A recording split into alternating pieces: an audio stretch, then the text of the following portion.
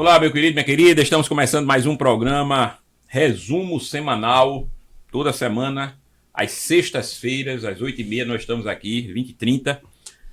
Estamos aqui eu, pastor e professor Arthur Eduardo, pastor e professor Jonas Moreno e o pastor e professor Linaldo Júnior, tratando assuntos da semana, assuntos importantes que dizem respeito aí principalmente ao meio cristão, à cristandade de modo geral. Esse programa, Resumo Semanal, ele não se restringe a falar de religião. É um programa que fala sobre diversos assuntos, cultura, política, economia, sociedade. Agora, tudo isso nós fazemos sob um veio, seguindo um fio condutor, que é o cristianismo conservador, bíblico. Falamos aí a partir da nossa perspectiva conjunta, que é a bíblica cristã conservadora. E com isso queremos dizer que cremos que a Bíblia é a palavra de Deus, que a Bíblia é inerrante, que a Bíblia tem as respostas suficientes para as questões humanas. E temos muitos assuntos aqui, alguns assuntos polêmicos. Toda semana nós temos assuntos polêmicos, né? E antes de falar aí, começarmos aí a falar sobre os assuntos, eu gostaria de pedir duas coisas a você. Primeiro, que você entre aí no chat, comente, coloque aí a sua opinião sobre o que nós viemos a conversar aqui na mesa. E, por favor, indique o resumo semanal. Copie o link do programa do curso, repasse para a sua lista de contatos, porque nós estamos usando o meio mais democrático ainda de acesso à informação, que é a internet. Nós não temos aqui patrocínio de empresários, não temos patrocínio aqui de políticos, nós não temos nada disso. Quer dizer, o trabalho é absolutamente independente, feito por nós três, que tem esse objetivo, né? Trazer informação e uma discussão, um debate de qualidade para o grande público. Então, deixar aí com os colegas para que eles deem aí suas saudações iniciais. Arthur, Linaldo, mais uma vez o privilégio de estar aqui nesta semana. E eu reforço o pedido do professor Arthur que você esteja compartilhando, né? Salvando esse link, curtindo também, porque os assuntos que nós trazemos aqui, certamente eles vão trazer repercussões na minha vida e na sua. Já trazem, por isso nós estamos comentando para tentar esclarecer, assim, dentro de uma perspectiva cristã, aquilo que é necessário diante de assuntos e às vezes até de manchetes que são sensacionalistas, mas nós queremos tratar o conteúdo, não apenas a manchete, né, do tema. Cumprimento a todos aqui da mesa e todos que estão acompanhando. Vamos lá para mais um resumo semanal. Muito bem, gente. Então, uma notícia saiu no site do Gospel Prime há 2 dias, ou seja, em 25 de março de 2024, uma notícia interessante, né? E essa notícia suscita discussões. Um homem, um fisiculturista norte-americano, o nome dele é Philip Hanks.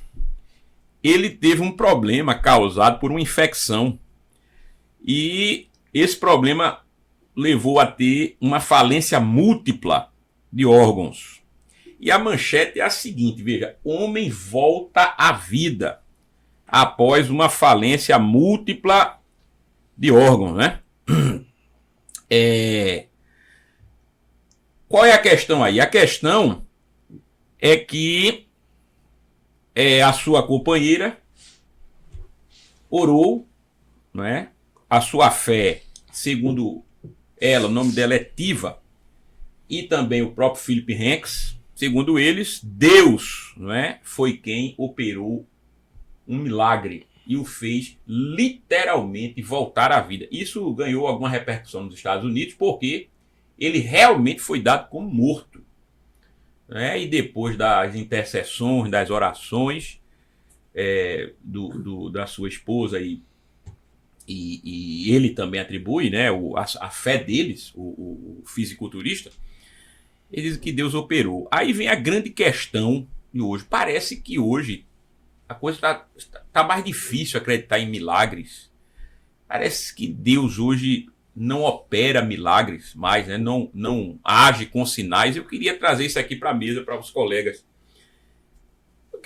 Como é que vocês veem essa questão, gente? Eu particularmente vejo que realmente me parece que hoje em dia, dado o avanço da ciência, as explicações cada vez mais específicas da ciência, né, em algumas áreas, na área da psicologia, da psiquiatria, da medicina de um modo geral, parece-me que com isto as pessoas têm se tornado menos crédulas, menos crentes em ações sobrenaturais e mais crentes no poder da ciência humana.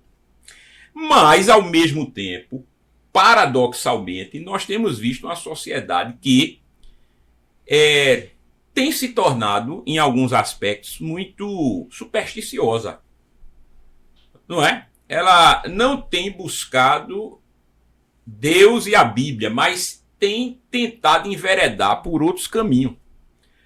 Você observa hoje, por exemplo, o fenômeno da bruxaria, vamos dizer, na indústria do entretenimento, né? Do animismo, religiões animistas, paganismo, chamado hoje de neopaganismo, o neopaganismo moderno. E aí nós vivemos esse paradoxo, né? O que é que os colegas acham desse tema, gente? Eu creio que a Bíblia deixa muito claro que, de modo categórico e imperativo, que os sinais acompanharão aqueles que crerem. Jesus disse em João 11, né, se creres, verás a glória de Deus. De certo, né, não é ver para crer, mas quem crer vai ver. Eu acredito que a gente tem aí um arrefecimento de uma verdadeira fé. Essa incredulidade hoje tem muito a ver, não com a ausência total de fé em si, mas a ausência de fé em Deus. E daí se leva para uma espiritualidade misticista, né, vazia, exterior à vontade de Deus. Estamos em um período, penso eu, semelhante ao que aconteceu ali no século XIX, né, que acaba impulsionando os grandes movimentos avivalistas, missionais, de certo modo, anos 60, que acabou impulsionando o movimento da renovação espiritual. Né? Então, eu acredito que o ponto número 1 é porque inexiste devido à fé em Deus. Neste texto aí, né, citado, neste relato, neste testemunho, a quantidade de evangélicos descrendo nesta possibilidade é uma coisa assustadora, né? E daí o cessacionismo, que para mim é uma heresia, né? Erro crasso, um sofisma também, está ganhando tanto espaço, né? Claro que não ter essa fé em milagres, que é uma grande evidência da existência do próprio Deus. Eu estava ouvindo falar que o professor Olavo vai para o cristianismo justamente através, né, desse entendimento sobre o Deus que opera, né, usando a linguagem mais nossa aqui, e tantos testemunhos que a gente sabe, né, que Deus opera, Deus faz.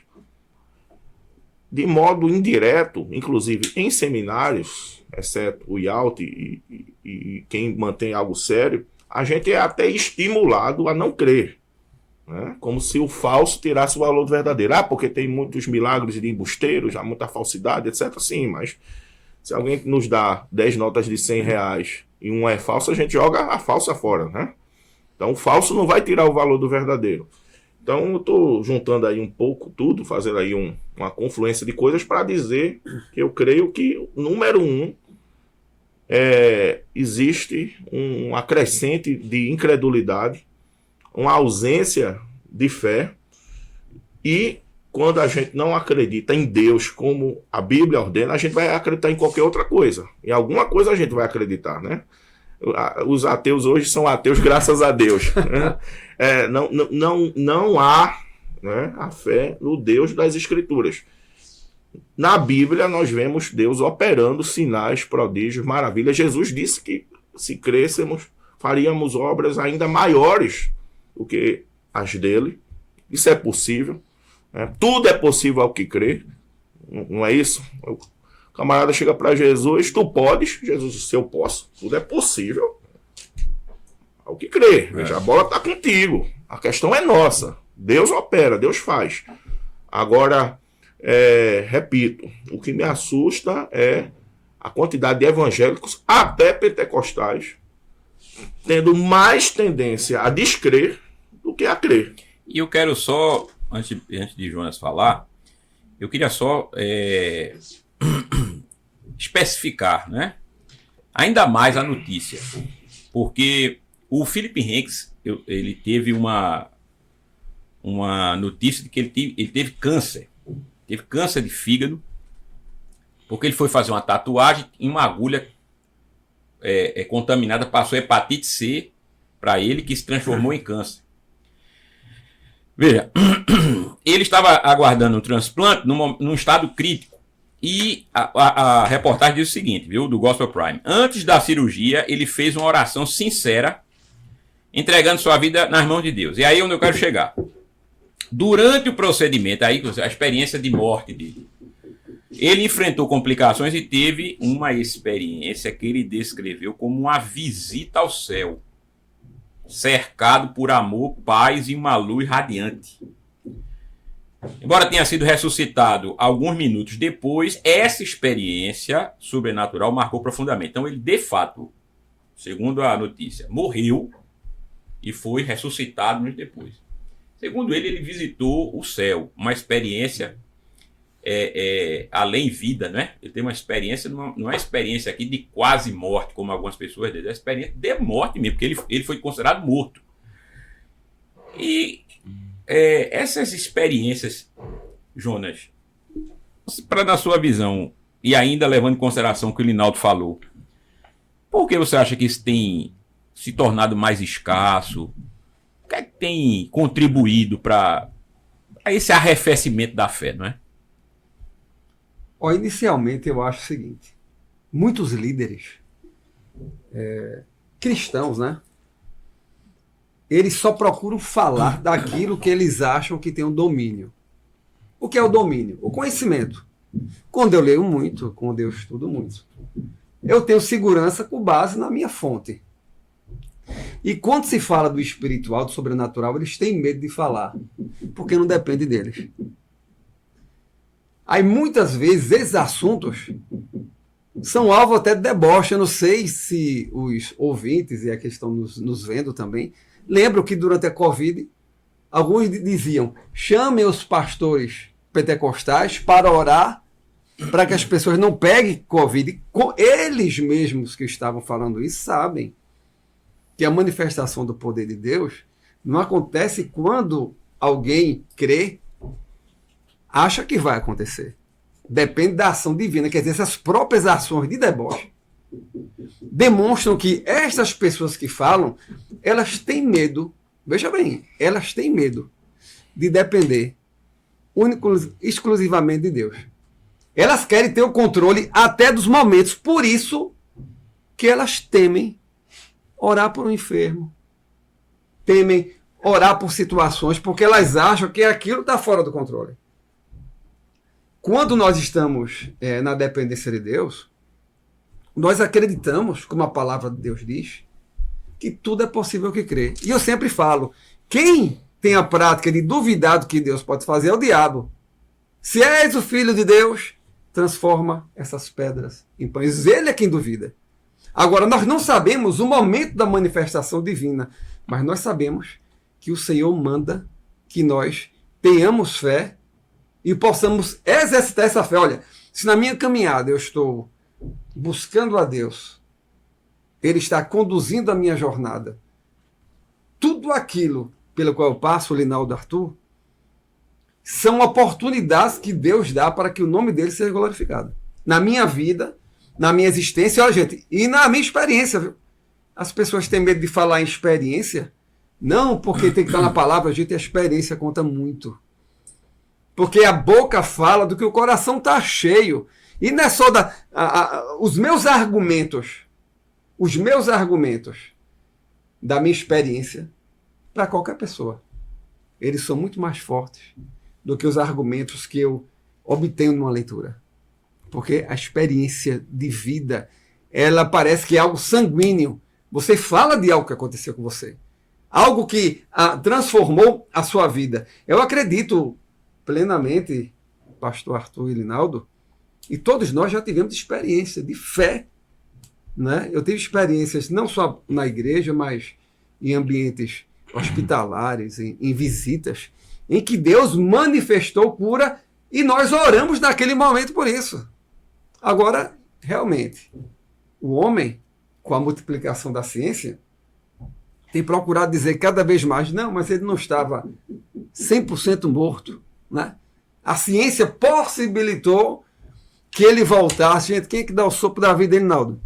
É um desfibrilador, né? Ou é o Espírito Santo de Deus em nós? Agora, lamentavelmente, eu entendo que existem grandes homens que são chamados grandes homens de Deus que têm medo de falar desses temas, porque estão fora do seu domínio. E eles têm medo daquilo que está fora do domínio, de fugir do controle, e não tem explicação, porque o milagre não se explica, o milagre acontece, né? O milagre não tem, assim, uma forma racional de explicação. Pode acontecer exatamente quando não há esperança, onde toda ação humana é impossível. Assim que acontece o milagre. Logo, Arthur, eu acredito piamente na manifestação de Deus. Né? Esse caso é um exemplo. Né? Temos exemplos em nossas vidas. E eu acredito que quanto mais nós dependermos de Deus e menos de nós, essas coisas vão acontecer. A Bíblia fala de demonstração de poder, né? Isso. Não apenas em palavras persuasivas. Não é isso? Então, Paulo aos Coríntios, né? deveria nos assustar a ausência de milagres, né, de sinais, não a existência de algo assim. Quem acredita na ressurreição do corpo, nascimento virginal sobrenatural que houve, né, através de Maria, né? Quem acredita em céu, quem acredita na obra da cruz, estamos aí próximo da Páscoa, isso aí é fichinha, né? Uma ressurreição física, para quem acredita na ressurreição eterna. Mas talvez o que muitos desses pregadores evidenciam é que eles são incrédulos, né? Porque tem um mesmo famosão que diz que se alguém tem dom de cura, se existe dons de cura, porque ninguém vai nos hospitais e sai curando todo mundo. Veja, nem Jesus curou todo mundo. É um deboche, né? Paulo deixou Timóteo ali, né? Aconselhando tomar um pouco de vinho, etc. Veja, que dom de cura é ser curandeirismo, né? E aí, usando até a linguagem desses caras, se a gente quisesse quebrar eles com a linguagem deles mesmo, Deus leva a pessoa que tem um dom para onde ele quer curar. Se a gente fosse... Então, é muito mais difícil, eu acho, até, acreditar que Deus não faz do que acreditar que ele faz. Né? Mas talvez a grande questão é porque a cegueira do diabo faz com que as pessoas tenham esse tipo de incredulidade. Eu repito, me assustou, porque tem gente até de cunho pentecostal que duvida desta experiência aí relatada. Vamos colocar se fosse algo fake. Não estamos discutindo isso. Eu acredito que aconteceu mesmo. Mas o que a gente está conversando aqui é porque nós não cremos mais. Está cada vez mais difícil. Que a Bíblia coloca como mandatório. Você veja, eu estava vendo recentemente uma entrevista com um desses teólogos de rede social, né?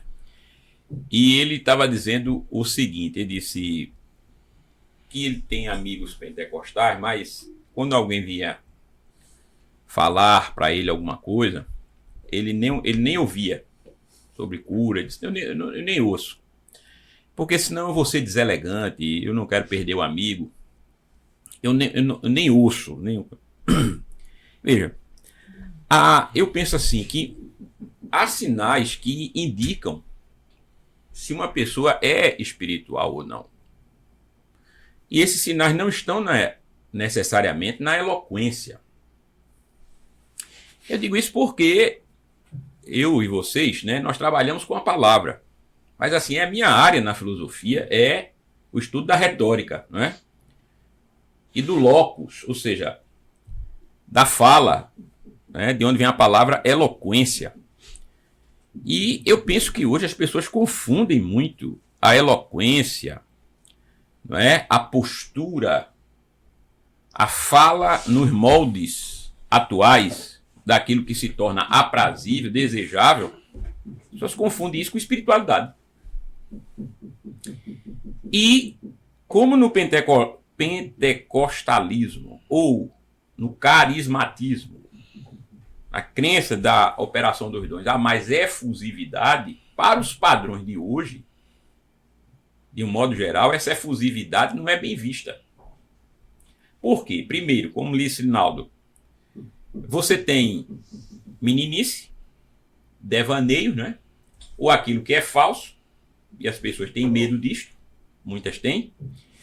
E quando não é isso, é aquela crença exacerbada na ciência, como se a ciência pudesse responder tudo. Então, nem uma coisa, nem outra tiram o poder da ação de Deus. Nem o aumento da ciência tira o poder da ação de Deus, nem o falso, o devaneio, tira o poder da ação de Deus. Então é uma coisa simples de se ver. Mas eu penso que nós temos visto, isso tudo vai se assemelhando, né, àquilo que pode ser, inclusive, discutido aqui entre nós na próxima matéria, que tem a ver com isto, né, que foi uma reportagem que saiu agora no Globo, e que foi reproduzida em outros sites, né, mostrando o seguinte: a matéria no Gospel Mais, falando ainda da relação mundo-igreja, dizendo que uma matéria do Globo incita movimento de perseguição e pede CPI das igrejas. Veja. Aí, o camarada lá no Globo noticiou assim.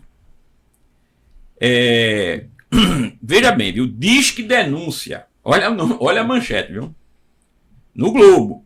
Segurança de Brasão está envolvida aí no caso da morte daquela vereadora, né? Marielle Franco.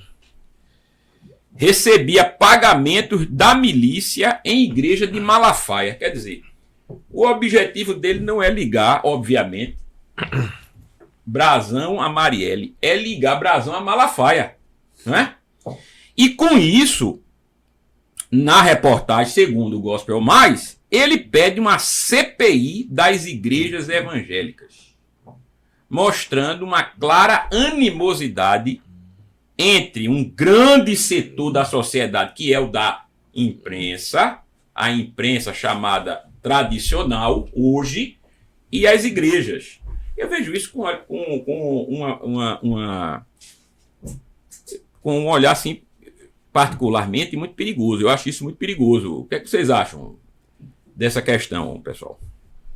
Olha, Arthur, na realidade, esse tipo de reportagem, ele sai semanalmente, né? Sim. As pessoas tentam ligar a igreja a tudo que é indevido, a todos os problemas. Eu tive um diálogo essa semana com uma pessoa que dizia que a igreja é a fonte de todo o problema, porque ela sempre propôs um comportamento rígido, sempre prendeu a pessoa na sua liberdade, quando é o contrário, né?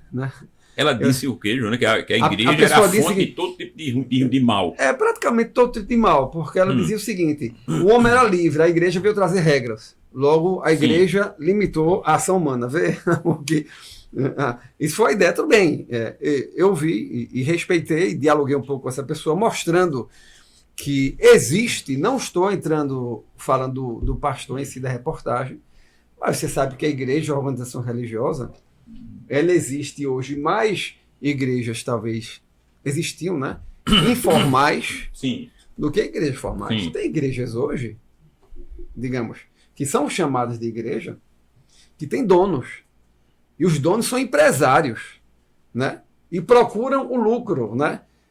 Utilizam, digamos, essa permissão de funcionar como uma igreja para o bem próprio, né? Isso não quer dizer, como exemplo que nós vimos com o Linaldo aqui, você recebe 100 notas, 10 notas de 100, uma falsa, você despreza a falsa. Eles querem colocar toda a religião, né, a partir de um exemplo como suspeita de uma ação. Apesar de que, como também falaste, Arthur, a matéria, ela não quis ligar, né, o Brasão, suposto né, criminoso aí, o Brasão, a Marielle. A Marielle, sim, a igreja, o pastor daquela igreja, como se estivesse acobertando a prática do crime. Lembra, semana passada nós vimos aqui que uma audiência pública se mencionou que havia igrejas envolvidas com milícia. Lembra? Sim. Uma pessoa na audiência pública no STF. Quer dizer, as pessoas começam a soltar essas informações, querendo generalizar, como se nós poderíamos muito bem generalizar agora os políticos. Brasão deles é conselheiro do Tribunal de Contas, né? Outro deputado. Por isso eu vou dizer que todos os deputados são corruptos, estão envolvidos com milícias e querem aniquilar, né, os adversários. Eu não posso agir dessa forma. Mas a tendência no Brasil de perseguir a igreja e pessoas que têm a perspectiva cristã é muito clara. Eu queria falar um detalhe. Nossas igrejas, elas têm pessoas que votam em candidatos que têm ideologias totalmente anticristãs. Tem pessoas nas nossas igrejas. Ah, não. Agora, por que isso acontece? Eu estava lendo uma matéria essa semana. Aquelas ideologias que são contra os cristãos, quando ela ataca o adversário, ela não ataca a ideologia do adversário. Ataca o adversário. O que acontece? Você pega os de esquerda, né? Extrema esquerda aí, que normalmente eles, nas suas práticas, basta olhar para Nicarágua, né? Olhar para Cuba, olhar para Venezuela, a China, nas suas práticas eles perseguem, querem a aniquilação do cristianismo. E nós temos na nossa igreja pessoas que, não, mas aqui não vai ser assim. E vão atrás dessas pessoas. Mas quando essas pessoas de extrema esquerda vão atacar um candidato a deputado, ou a prefeito, ou a governador, elas não combatem a ideologia que eles defendem, que é o cristianismo. Eles inventam mentiras sobre as pessoas. Ah, ela é um canalha. Sim, estou falando de ideologia. Ah, ela digamos, é intolerante. Sim, a gente está discutindo ideologia. Quer dizer, eles não podem combater a ideologia cristã do adversário porque existem cristãos que estão cegos, que estão votando nele. Só porque eles não falam mal de cristianismo. Na prática, eles destroem. Basta olhar, gente. Abra os olhos e leia. Na prática, eles destroem. Isso, olha, Nicarágua, Cuba, Venezuela, China. Veja quando aconteceram as revoluções e esses movimentos tomaram a frente, eles vieram destruindo. E eles só ganharam, viu? Porque cristãos votaram neles. E hoje estão sofrendo. Dentro dessa perspectiva, Arthur, no Brasil a mesma coisa acontece. Por que eles acusaram esse pastor? Provavelmente porque é o pastor hoje. Não estou defendendo ele em todas as suas questões, até religiosas, mas é o pastor hoje que mais é falado no Brasil. E eu penso o seguinte, Joana, completando o que você está falando, eu penso o seguinte, eu não sei o que é que o Naldo pensa também sobre isso, mas o que é que você tem hoje? Você tem hoje uma confusão de narrativa-fato. Veja, o que domina hoje é a narrativa. Então, quem tem poder de narrativa, domina. Domina o pensamento. Por quê? Porque as pessoas não sabem separar fato de narrativa. Não é? Outra coisa, ainda é assim no Brasil. A grande mídia é detentora do monopólio da verdade. Na cabeça de muita gente, principalmente do cidadão comum, saiu na grande mídia sinônimo de verdade. Quer dizer, eles não conseguem entender que a grande mídia segue interesses. Que a grande mídia é uma corporação que existe hoje por causa do dinheiro. Quer dizer, esse é o objetivo da existência da grande mídia hoje. Os conglomerados midiáticos, eles são grandes empresas que precisam de muito dinheiro. Não é à toa que os conglomerados midiáticos são também os do entretenimento, não é? Porque a mídia e o entretenimento andam de mãos dadas. É claro que é para que haja uma atração constante do público. E as pessoas não conseguem compreender isso, elas não veem isso. Isso também passa por um problema cultural, que é o problema da educação. Então as pessoas elas não têm visão de mundo. Elas não conseguem ter visão de mundo, que nós chamamos de cosmovisão. Veja, a cosmovisão do brasileiro comum é muito particularizada, ou seja, ele é muito provinciano, de um modo geral. É por isso que eu penso que esta é uma luta que, e aqui me permita falar assim, só Deus, viu, para intervir, porque eu não vejo como mudar essa realidade, né? É uma realidade que os caras estão aí ganhando, aí estão no poder, estão triunfando, e somente Deus para mudar essa realidade, porque a grande massa ela não tem como sair, escapar dessa prisão, vamos dizer assim, de pensamento, Por quê? Porque ela é conduzida pela mídia. E ela gosta do entretenimento que essa mídia oferece, né? Então nós temos aí essa questão. O outro ponto, em cima disso, é uma crescente animosidade com o cristianismo. Vocês não percebem isso? Eu percebo claramente. Não é isso? Por exemplo, dentro da universidade pode tudo. Olha, eu já tive professor que na hora do intervalo, ele fazia meditação com os alunos. Isso na filosofia, viu? Na parte de filosofia. Na Universidade Federal de Pernambuco, na UFPE, tá certo? Onde eu fiz a minha graduação, meu mestrado e o doutorado. Então, na UFPE, eu vi professores meditando, eu vi professor chamando monge budista, eu vi professores aos montes com religiões de matiz africana, tá certo? Agora, tudo que se falasse a favor do cristianismo era imediatamente repudiado, rechaçado. Isso eu vi e vivi. Isso não foi algo que me disseram. Eu vi e vivi. E é assim ainda hoje. Tá certo? Quer dizer, estamos preparando um contingente de pessoas que está indo para a sociedade com ódio do cristianismo. Querendo ver as igrejas fecharem. CPI das igrejas não é pelo bem da sociedade, é para calar a boca de pastor mesmo. E é o que você disse. As pessoas têm visto, Linaldo, o cristianismo como sendo a raiz de todos os males. Não é isso? E uma coisa não é ruim em si pelo que as pessoas vão fazer dela, né? A religião não é ruim, a boa religião, porque alguns deturpam, distorcem, né? Usam de má fé. Em 2013, sinalizadores que têm serventia aí para salvar vidas em alto mar, por exemplo, foi usado de modo indevido e matou gente em estádio de futebol, né? E o problema é o sinalizador. Agora, um ponto liga, né, desta sessão aqui da conversa com aquele primeiro ponto, né, que trabalhamos, na primeira notícia. Eu penso também que a ausência de Espírito Santo faz com que crentes embarquem nisso aí, né? Cristãos entrem nessa. De certo que quando a gente tem mais cultura, tem mais educação, né? Como foi muito bem falado pelo pastor Arthur, quando a gente tem recursos, tudo isso nos ajuda a estarmos mais atenados. Entretanto, mesmo quando há uma falta dessas coisas, mas há uma conversão genuína, uma fé verdadeira, de alguma forma se sobressai o espírito. É o Espírito de Deus.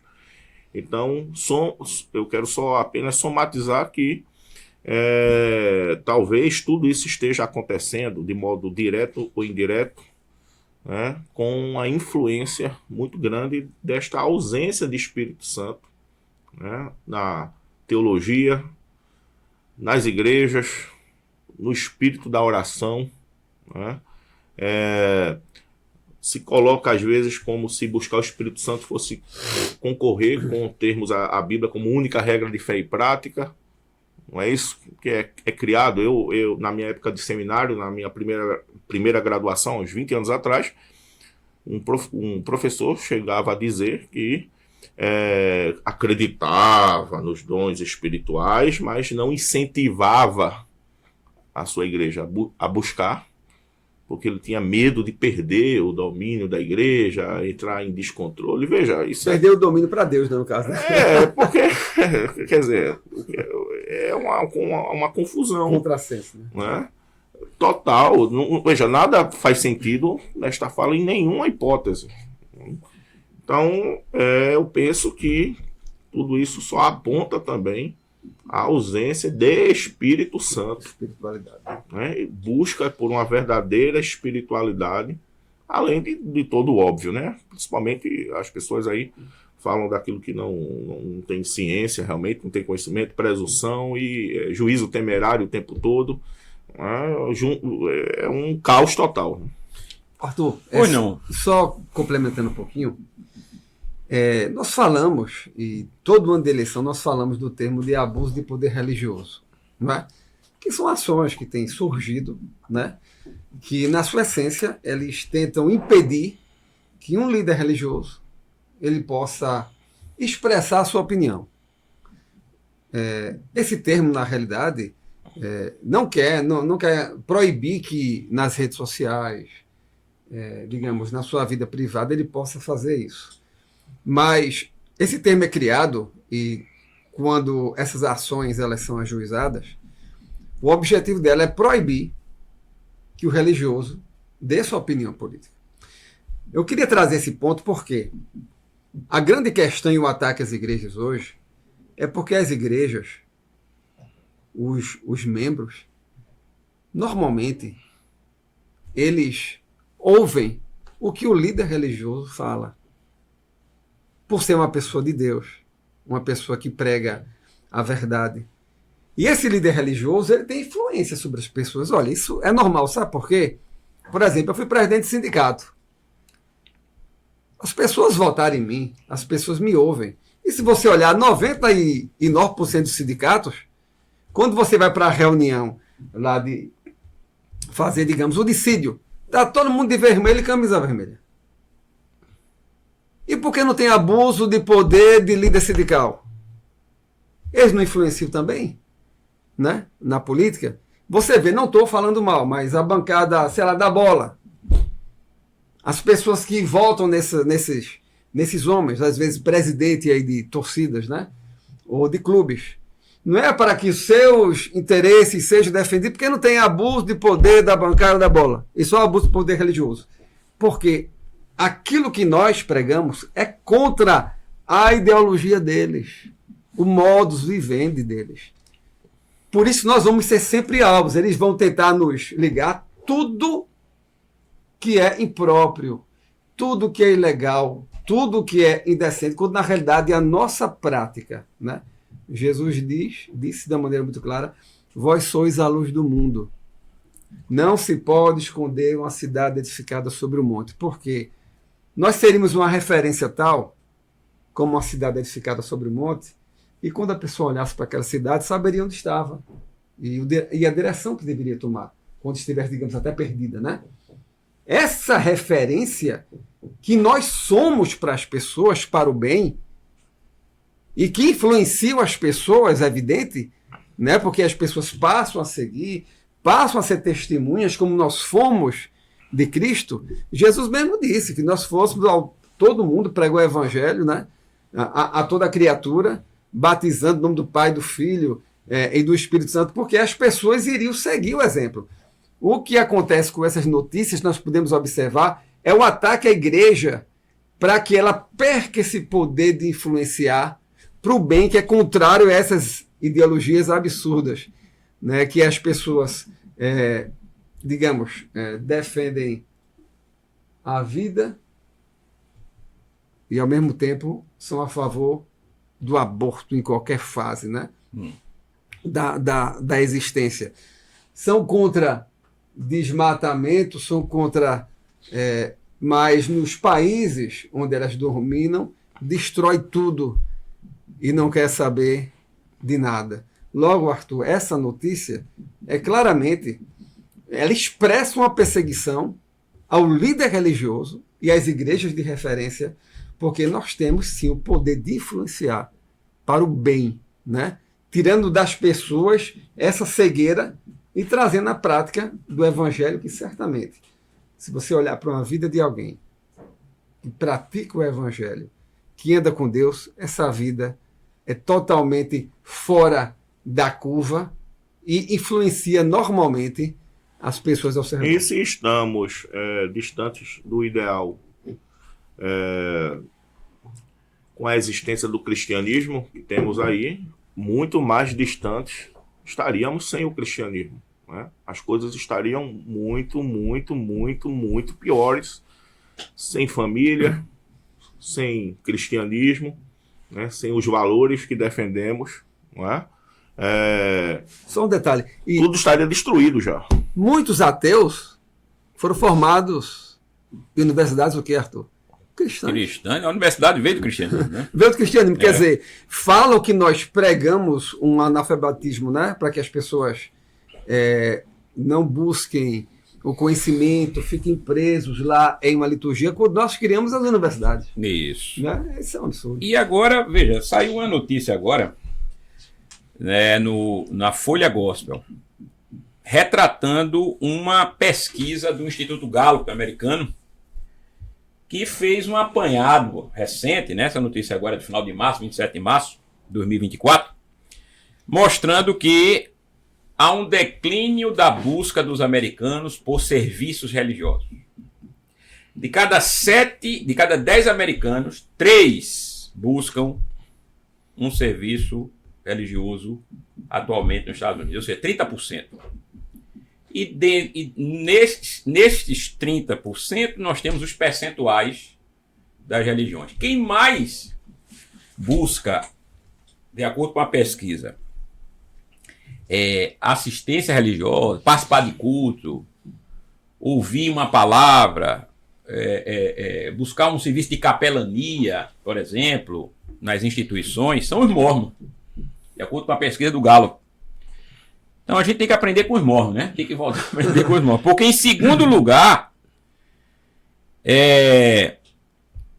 estão os protestantes. Veja, em primeiro lugar estão os mormons, em segundo lugar estão os protestantes. E aqui a pesquisa, ela dá dentre o percentual que busca serviço religioso, não é? Dentre os religiosos, ela dá os percentuais em ordem decrescente. Então, em primeiro lugar, os mormons. Então, 67% dos mormons estão buscando ajuda religiosa, um serviço religioso semanalmente. Em segundo lugar, os protestantes, 44%, ou seja, menos da metade está buscando um serviço religioso semanalmente. Esse número já indica que o protestantismo nos Estados Unidos já pode ser considerado nominal. Porque nós temos menos da metade dos protestantes praticantes. Então, já se pode dizer que o protestantismo americano é nominal. Tá certo? E aí seguem as demais religiões. Os muçulmanos, 38%, ou seja, quem pensa que muçulmano, todo ele é fervoroso e participa das suas mesquitas regularmente, lê do engano. Nos Estados Unidos, apenas 38%. Depois vem os católicos, atrás dos muçulmanos, viu? 33%. Depois vem os cristãos ortodoxos, 26%. Os judeus, 22%. Ou seja, de cada 10 judeus, praticamente 2 8 não vão para as sinagogas, né? Os budistas, 14%, e os hindus, 13%. E há muitos hindus nos Estados Unidos, viu? Há muito hindu, né? Ou a gente que se denomina hinduísta. Mas eu quero focar aqui nos protestantes, tá certo? Nos cristãos evangélicos. Nós chamamos aqui, grosso modo, de protestantes.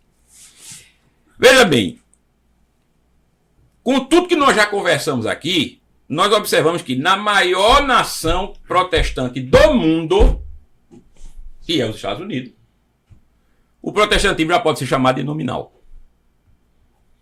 Isso indica indiscutivelmente um declínio da prática cristã e, por indução, eu posso dizer o seguinte: se a prática diminui, a fé também, não é? Porque a prática é resultado da fé, né? Não existe prática religiosa sem um alicerce de fé. E aí eu gostaria das considerações de vocês, queridos, aqui sobre isso. Veja, é tendência mundial. Naldo já falou sobre a ausência do Espírito Santo, com o que eu concordo.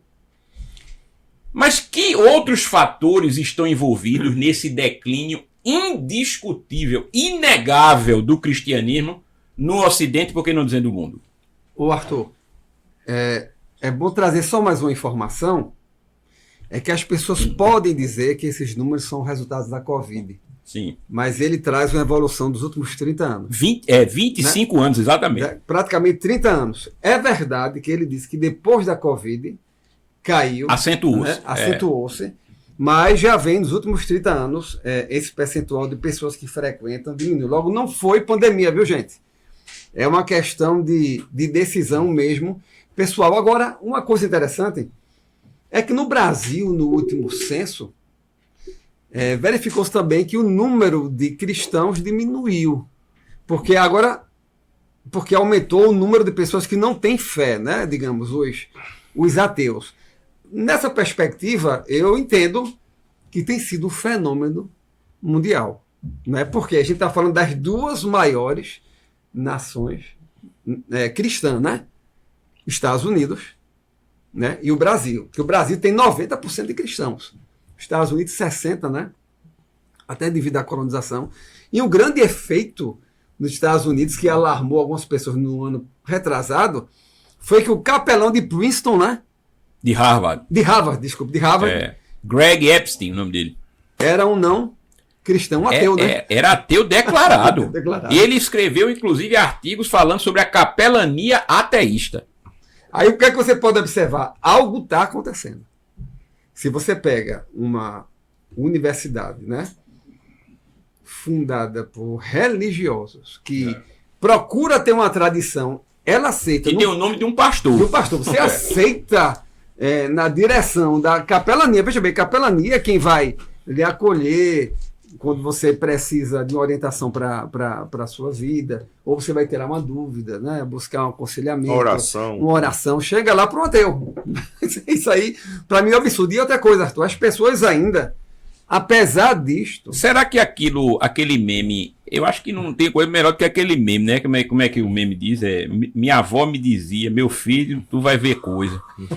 A gente tá vendo coisa inacreditável, né? Não, isso é inacreditável. E as pessoas, apesar dessa diminuição dos Estados Unidos não ser, digamos, não poder ter o cristianismo como uma religião nominal, né? De uma perspectiva que tem maioria, ainda dizem, tem até outras pesquisas também, e nessa menciono um pouco, é que o cristianismo ainda influencia o judiciário americano, sim, a corte, o pensamento. Quer dizer, tudo a culpa é do cristianismo, mesmo quando é maioria, aqui 90% de gente, quando é maioria, a culpa é do cristianismo. Quando praticamente não se tem mais maioria, a culpa é do cristianismo. Quer dizer, o cristianismo hoje, para algumas pessoas, está demonizado, quer dizer, é o demônio. É aquilo que vai contra Deus. Quem prega a Deus, né? Tem sido aquele que, para algumas pessoas, está indo contra Deus. Isso mostra, Arthur, que é um movimento global. O mundo está caminhando para isso. E as pessoas não estão enxergando. Agora, Mas você acha que... Mas eu queria só aprofundar nisso, antes de passar para o Inaldo falar, Jonas. Eu insisto, Inaldo falou muito bem, que eu concordo. Eu creio que está havendo uma ausência do Espírito Santo. O Espírito Santo, essa ausência do Espírito Santo não é por uma questão do Espírito Santo, é do homem, né? Mas, assim, que fatores na prática influenciam isto? É a ignorância associada à retórica progressista? O que é que tem, o entretenimento ajuda, a mídia? O que é que tem ajudado nesse arrefecimento da fé e mais nessa animosidade? Porque, veja bem, as pessoas estão confortáveis com a sua não religiosidade prática, né? Às vezes elas estão confortáveis com a sua religiosidade teórica. O que é isso? Nominal. O camarada diz, não, eu sou católico. Não, eu sou protestante. Quando é que você vai para a igreja? Uma vez a cada 6 meses. Não é? Então, essa pessoa não ora nunca. Mas o que é que tem contribuído para isso? Olha, eu poderia até falar uma questão de Apocalipse, né? Digamos, entrai pela porta estreita, né? Porque largo, espaçoso é o caminho com a perdição. Tem uma questão profética também, né? Do distanciamento do homem de Deus. Agora, o homem achar isso normal é que é o perigo. Eu creio que a própria mídia ela traz para um homem hoje, e você sabe que a mídia é dominada praticamente no mundo por por grupos pequenos. Interessante, eu estava vendo, professor Arthur, uma reportagem essa semana, que das famílias que dominam o mundo, depois tu podes dar até uma palestra sobre isso, elas não praticam nada do que elas incentivam. Exatamente. As famílias são totalmente estruturadas. Homem e mulher, muitos filhos. Tradicionais, né? Tradicionais. Olha, tem famílias que têm universidades para os filhos. Gastam milhões por ano para formar os filhos, os primos, os sobrinhos. E tudo que elas pregam, incentivam, pagando nas mídias, elas não praticam nada. Elas querem as pessoas escravizadas com a ideologia e elas lá, por quê? Linaldo, eu chego com ensinamento para ti. Aí você abraça esse ensinamento e destrói a sua família, né? A sua família não fica preservada. Depois de você, acabou, Linaldo. Enquanto a família deles lá, ó, preservada, a estrutura. Aí são famílias que quando você olha, você se assusta, né? Desde 1600 e pouco, 700, algumas famílias vêm se mantendo e depois que entraram no poder no mundo, elas não saem. E tudo que elas financiam, quando você mapeia os recursos, elas não praticam, porque elas querem a perpetuação de suas famílias e a destruição de todo o restante da família no mundo. Isso tem a ver, Arthur, voltando para o tema, uma ação demoníaca, claramente, para que as pessoas passem a acreditar mais naquilo que é fomentado na mídia e passem a colocar valor nestas coisas, esquecendo o valor que é muito claro, trazido pela palavra. Olha, o amor à riqueza, né, é a raiz de todos os males. Hoje, é difícil alguém postar. Você já viu alguém postando na rede social que está pobre, que está liso, que não tem condições, que está com roupa suja? Não. A pessoa, nem que seja uma montagem atrás, né, tem até aquela tela que você botou uma tela verde, né? E atrás aparece até uma praia, ela só quer demonstrar, muitas vezes, eu posso até dizer quase 90%, né, das vezes, o que ela não é nem o que ela está sentindo. Para agradar quem, gente? Agradar aquilo que é colocado como o ideal. Aí isto afasta as pessoas de Deus, porque quem está trazendo essa ideia do ideal quer lhe destruir. Não quer o seu bem. Por isso que a religião vai em todo mundo contra isso. Em todo mundo ela é perseguida. Agora, fazendo um recorte para a realidade aqui do Brasil, eu acredito que há uma culpa grande dos pastores, dos líderes, dos influenciadores do nosso meio. Que hoje além da questão da falta de oração, vida de santidade e tudo mais, mas os pastores pararam no tempo, os líderes pararam no tempo de estudar, de se atualizar, né? Conhecimento real. Veja, vou dar aqui um exemplo. Isso é muito forte, né, Naldo? Se a gente pegar aqui, vamos colocar aí uma plateia com 200 pastores, várias denominações, e perguntar o que é transhumanismo, quem é que vai saber responder? Não. Eu acho que, pela experiência nossa aqui na educação, né, nós vemos que, infelizmente, essa é uma realidade geral, né? Então isso só é atenuado um pouquinho no Brasil, porque tudo que é de ruim no mundo chega no Brasil 50 anos depois, né? A nível macro. E é de bom 100. E na nossa região aí a gente bota mais uns 30 anos para frente. A nossa sorte aí é um pouco isso. Mas eu acho que a ausência de conhecimento, de preparo, de estudo, consequente de uma vida realmente dedicada a Deus, obviamente, né? Crendo no Espírito, fala muito sobre.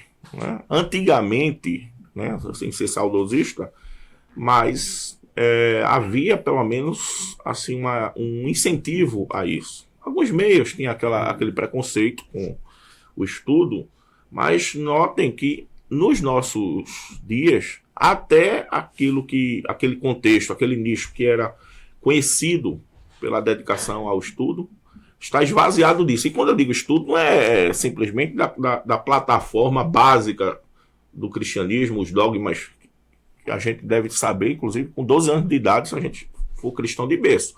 Estou falando da realidade, né? de uma hermenêutica que considere a realidade, que traga as coisas para a realidade e a percepção do que está acontecendo. Veja, Elon Musk com a Neuralink colocou, como a gente disse, né, recentemente, chip já no cérebro de alguém que consegue já controlar tecnologias com a força da mente. Olha só, isso está acontecendo em nossos dias.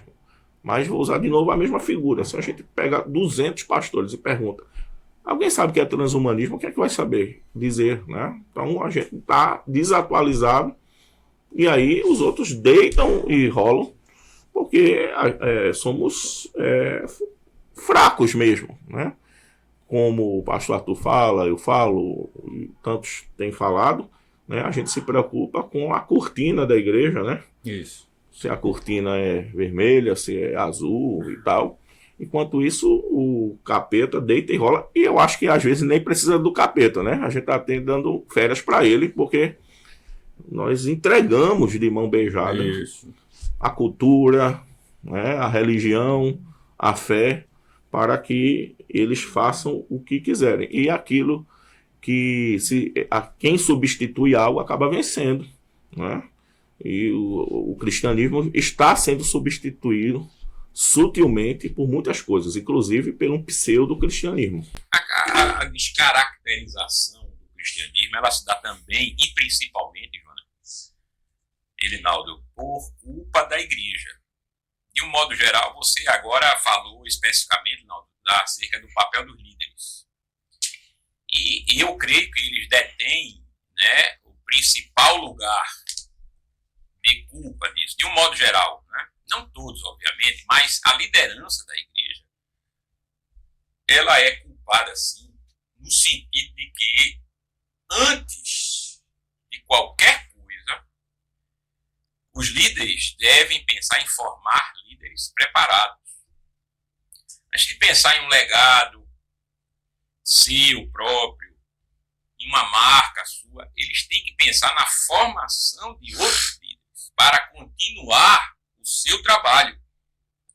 Porque, do contrário, não haverá muito tempo a continuidade do seu trabalho, né? A coisa tende a dissolver-se, né? E eu penso que a geração passada, ela foi muito culpada nesse sentido. Ela não preparou devidamente líderes para esta geração. Resultado é que todo tipo de heresia entrou, né? E a heresia, ela tem uma característica muito peculiar, né? Que ela às vezes vem travestida daquilo que é bom. Ela não vem normalmente como algo ruim, explicitamente maligno, mas vem como algo assim, como se fosse uma resposta muito positiva, uma coisa, não é? Uma nova guinada, assim, para a fé, para a prática, mas na verdade é um cavalo de Troia. Né? Ali dentro você tem coisas que vão, de fato, minar a fé. E, pegando o gancho nisso aí que nós estamos falando, eu queria que vocês, comentar com vocês a última notícia, que tem a ver exatamente com o que nós estamos abordando aqui. Que saiu na Folha Gospel, de novo, né, falando de outra pesquisa, agora no final de março de 2024, que diz o seguinte: a maioria dos americanos diz que a influência da religião está diminuindo. E metade acha que isso é ruim. A maioria, 55%, acha que o governo dos Estados Unidos deveria impor a separação entre igreja e Estado. Nós concordamos, né, historicamente, que a igreja e o Estado elas devem se manter separadas, né? Não devem se confundir. Mas, sob o pretexto da laicização do Estado laico, que na verdade quer dizer, na prática, antirreligioso, na ânsia de separar qualquer tipo de influência, veja, a religião está no Ocidente, e aqui eu falo a partir dos Estados Unidos, tomando a parte pelo todo, porque os Estados Unidos tipifica muito o que acontece no Ocidente, de modo geral. Você está vendo a influência da religião diminuir. E, objetivamente, meus companheiros aqui de mesa, isso é bom ou ruim? E por quê? Arthur, um aspecto interessante que eu queria trazer sobre essa questão é o seguinte: isso aí é um reflexo do que nós temos visto e vimos na última abordagem. A partir do momento que apenas 50% das pessoas cristãs, né, elas se preocupam com isso, significa que metade não está nem aí, está lavando as mãos. Eu vou dar um exemplo muito claro, como o cristianismo tem abraçado a ideologia do mundo e tem abandonado práticas que deveriam ser louvadas. Por exemplo, tem pessoas que olham reportagens de grandes pastores, líderes, homens de Deus realmente do passado, vê a imagem final, com que envelhecido descoitado. No final da vida, estava um homem ou uma mulher todo desgastado. Gente, deu a vida pela igreja. O mais importante ele preservou, que foi o espírito, e não a aparência, e não riqueza. A gente é capaz de ouvir hoje um cristão dizendo: eu não quero como fulano de tal, que deu a vida para o evangelho e no final estava lá, né, cansado. Gente, a gente não tem o que levar daqui da terra, não. A gente tem que investir na perspectiva espiritual. E a igreja está assim, Arthur, porque tem esquecido a perspectiva espiritual e tem se preocupado mais em obedecer, infelizmente, os valores do mundo. Porque ela se expõe ao valor do mundo diariamente. Quanto tempo a gente dedica à leitura da palavra e quanto tempo na rede social? Tem um colega na igreja que ele diz: olha, o maior acusador nosso vai ser o celular, que diz: essa semana você ficou tantas horas, né? Em média. Aí você diz: olha, eu usei 11 horas em média por dia rede social e não deu tempo de ler a Bíblia. Veja bem, essa pesquisa da Pew Research Center, né? O nome dele é Greg Smith, que é o diretor associado da Pew Research. Em entrevista ao Religion News Service, ele disse o seguinte: vemos sinais de uma desconexão crescente entre as próprias crenças religiosas das pessoas e as suas percepções sobre a cultura mais ampla. Ou seja, há um sinal de desconexão. Porque não se pode tirar uma coisa de outra. Veja, o camarada é cidadão, mas ele tem as crenças dele. É claro que uma coisa vai influenciar na outra. Então, veja bem, Linaldo e Júnior, se a maioria é conservadora, mas cresce uma agenda, né, anticonservadora, o que é que você vai ter? Você vai ter um problema aí, porque a sociedade, por exemplo, veja, o Brasil é majoritariamente conservador. Eu sempre concordei com essa tese. O Brasil é conservador em termos sexuais, em termos políticos, majoritariamente conservador. Eu não preciso entrar em muito detalhe, não. É só você ver as imagens. O Brasil é majoritariamente conservador. Mas veja como ganha força, por exemplo, as teses, como ganham força as teses do aborto. Como passa, não é? Vai passando. Por quê? Porque a agenda progressista, ela se impõe. De algum modo, ela se impõe. Por sagacidade sua, ou dos seus proponentes, ou por letargia e fraqueza do Ridicá, bem, mas que ela está se impondo, está. Não é? Então, veja, nós vemos uma desconexão. E até que ponto essa separação entre religião e Estado isso não afeta o direito religioso, por exemplo? Porque daqui a pouco as religiões estarão sendo realmente perseguidas mesmo. Eu falo das grandes democracias, como a nossa, como a dos Estados Unidos, por exemplo, né? Onde parece ser um pecado você dizer que é um cristão conservador. Hoje em dia é assim. O camarada diz, olha, eu sou um cristão conservador. Meu Deus, era melhor que ele dissesse que era satanista. Não é? Isso, em alguns estados americanos, em alguns círculos americanos, choca menos. Talvez vá acontecer o que aconteceu na Inglaterra, que falamos semana passada. Sim. Né? Que a pessoa foi repreendida e foi recolhida porque estava orando na esquina de uma clínica de aborto. Né? Você tira o Grammy, veja só, o Grammy esse ano. O Grammy. Eu peço ao telespectador que depois procure isso. Procure cerimônia do Grammy que aconteceu nos Estados Unidos esse ano. Jonas e Linaldo.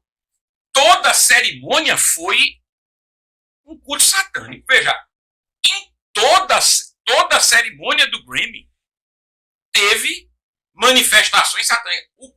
Alguns ícones da música chegaram a ficar dentro de um círculo num pentagrama. Veja, em outros momentos eles apareceram se curvando a uma figura demoníaca que apareceu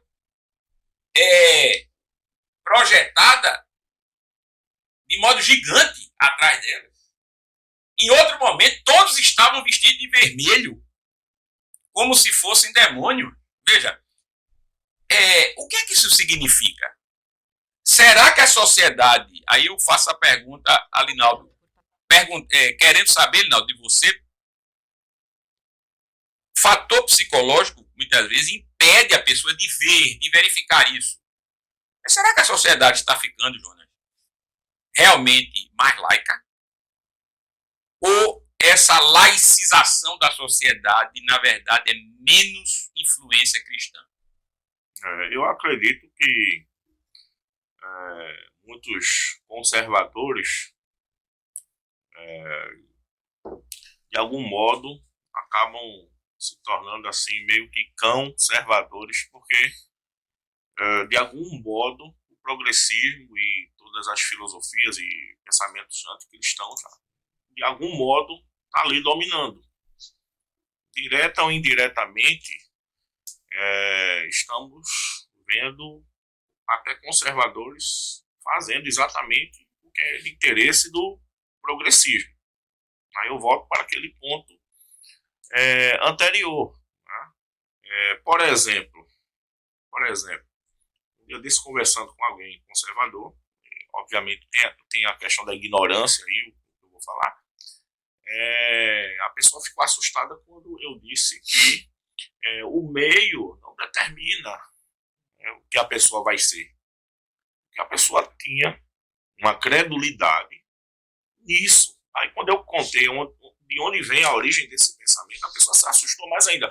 Mas veja, é conservador, é contra isso, contra aquilo que a gente normalmente nós somos contra e tal, mas nas ideias centrais influenciado por aquilo que é anticristão. As universidades, hoje, por exemplo, na formação de psicologia, censura todos os nomes que têm alguma ligação com o cristianismo, com o teísmo, né? Viktor Frankl, o Alfred Adler, por exemplo. Voltando para esse ponto, né? Até Freud, que era ateu, todo mundo sabe disso, ele deixou muito claro que não acreditava de que contextos têm poder de determinar o que a pessoa vai ser. Por exemplo, um trauma não vai deixar a pessoa ruim. Às vezes o trauma vai até botar mais para fora a má índole. Usando um pouco as minhas palavras, mas é isso que em Freud a gente lê. E como é que cristãos conservadores, eu estou falando de gente um pouco mais esclarecida, se assusta quando ouve que o meio não faz ninguém. Né? A pessoa tem arbítrio, tem escolha. Contextos podem até influenciar, mas não vai determinar. Então a gente tem aí um conservadorismo pobre, eu acho, também. Né? Entra falta de conhecimento, falta de ensino, também a culpa dos líderes, dos pastores. Você veja, igrejas históricas, tocando assim, né? Dar exemplo das igrejas históricas, que não tem mais culto de ensino da palavra. Eu sou visto como um ET por alguns, porque na minha igreja tem culto de doutrina e escola bíblica. Já fui objeto de ridicularização por isso. De quem? Tem gente que se diz conservador e tal. Então, a mente das pessoas acaba pensando naquilo que é central em favor do progressivo. Nessas coisas mais, assim, patentes, ok, são conservadores, mas na essência, penso que estão a serviço do mal. Como eu digo, meus queridos, o relógio não é crente e já estouramos o prazo aqui, o tempo. Programa aqui com muita informação, né? Mais uma vez estamos aqui na mesa, eu, pastor Arthur Eduardo, pastor Jonas Moreno, pastor Linaldo Júnior, tratando essas questões. Vou abrir aqui para que os colegas rapidamente deixem suas palavras finais e depois estaremos aqui encerrando o resumo dessa semana. Eu quero fazer só um desabafo, porque eu já ouvi recentemente de novo, inclusive de um batista renovado, de que a renovação espiritual foi muito ruim, né? Porque provocou uma divisão na igreja.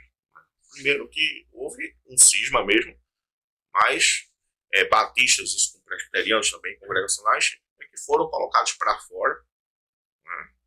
E não em si por conta da questão dos dons, mas principalmente contra o liberalismo teológico. O cristianismo foi ruim também porque separou-se do judaísmo. Né? Pois é. Uma divisão. A reforma protestante foi então uma desgraça.